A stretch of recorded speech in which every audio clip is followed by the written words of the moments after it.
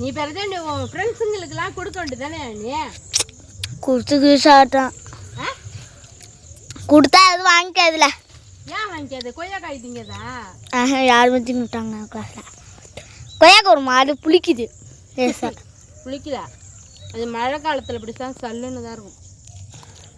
அனைவருக்கும் வணக்கம் நண்பர்களே. இங்கே பாருங்கள் என் தங்கச்சி வீட்டில் எவ்வளோ கொய்யா பழம் பாருங்கள்.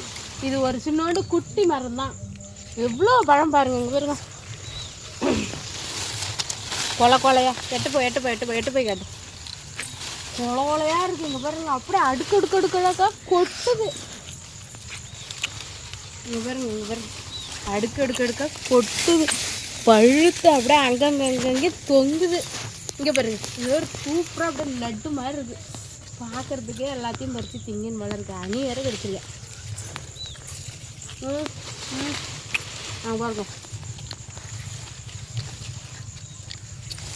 மரத்தை சுற்றியும் அப்படி தான் இருக்குது. மரத்தை சுற்றிலும் அப்படி தான் இருக்குது.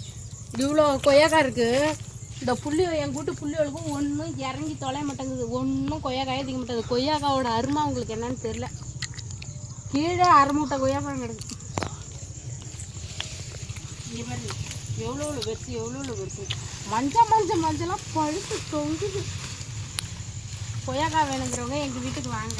வேணுங்கிறது பறிச்சுட்டு போவாங்க. எங்களுக்கு பறித்து கொடுக்க விட நேரம் மீனிங் வார்த்தை பேசியே ஏன்னா எங்கள் வீட்டுக்கு வாங்க கொய்யாக்காய் வச்சுட்டு போங்க. ரைமிங் வார்த்தை ரைமிங்காக பேசுகிறேண்ணா.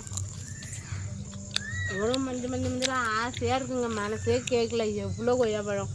சரி இங்கே கொய்யாப்பழம் காசு போட்டு வாங்கி திங்கிறாங்க எல்லாம். இவளுக்கு இந்த அருமை தெரில. ஒன்றும் திங்க மாட்டேங்குது. புள்ளியோல்கிட்ட கூட இருக்கு. புள்ளியோல்கிட்ட பள்ளியோடத்தில் புளிச்சு கொண்டு கொடுக்கலாம்.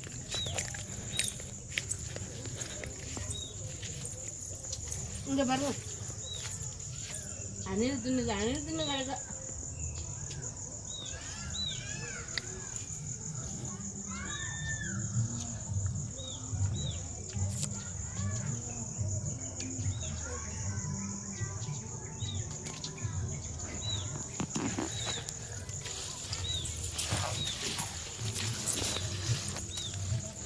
இது என்ன வகையான கொய்யாப்பழம்னே தெரியல.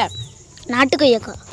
நாட்டு கொய்யால இது வந்து ரவுண்டு குட்டி மரம் தான்.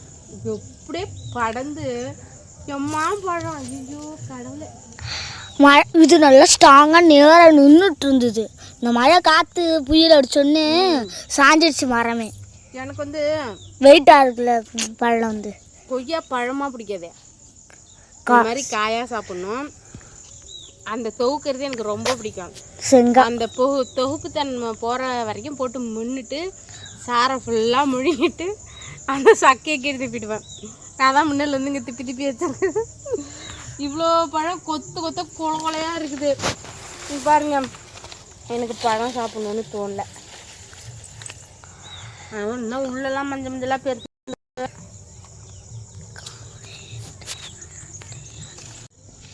செம்மையாக இருக்கு. ஏன் இந்தா உனக்காக இதை நான் டெடிகேட் பண்ணுறேன்.